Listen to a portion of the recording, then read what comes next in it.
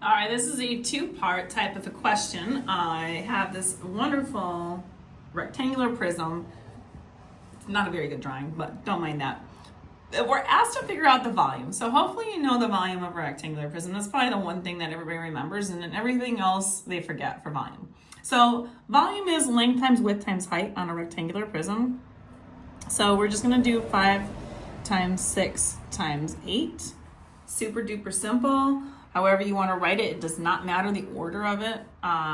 Whether you do length times width times height, you end up with a total of 240 units cubed. So that would be your value, and this should be units cubed.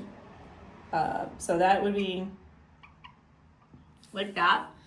So that is how you do your volume for this problem. Now, the second part of this question is if you are trying to figure out the surface area.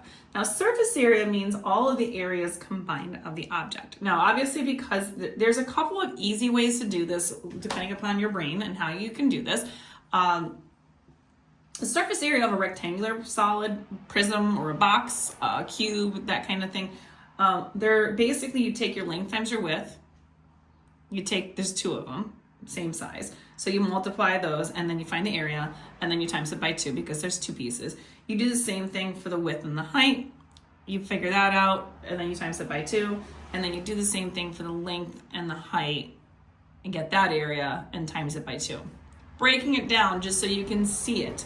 If I'm trying to find the surface area, I'm basically gonna break this out. So again, surface area is the area of all of those surfaces that are exposed in this problem.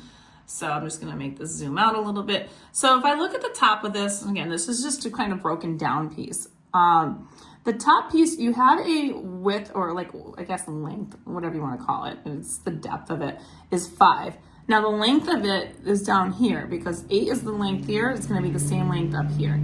So you have an 8 by 5 on the top.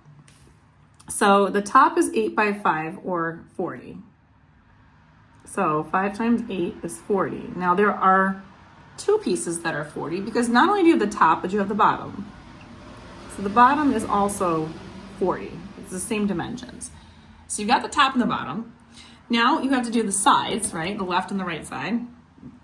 So side 1, side 2, which also are the same because they're the same height and the same length.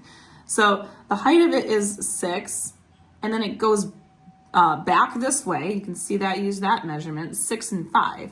So 6 times 5 is that measurement, which is 30. And there's 2 of them. So 6 times 5 is 30 there. There's another 30 here. And then we need to do the front piece, which is the 6 times 8 piece. And 6 times 8 is 48. And there's a front. There's also a back, which is also the same size. And so when we have all of those pieces, you just basically are adding all of those 6 sides together. So you end up with 40 and 40, which is 80. Then you have the 30 and 30, which is 60.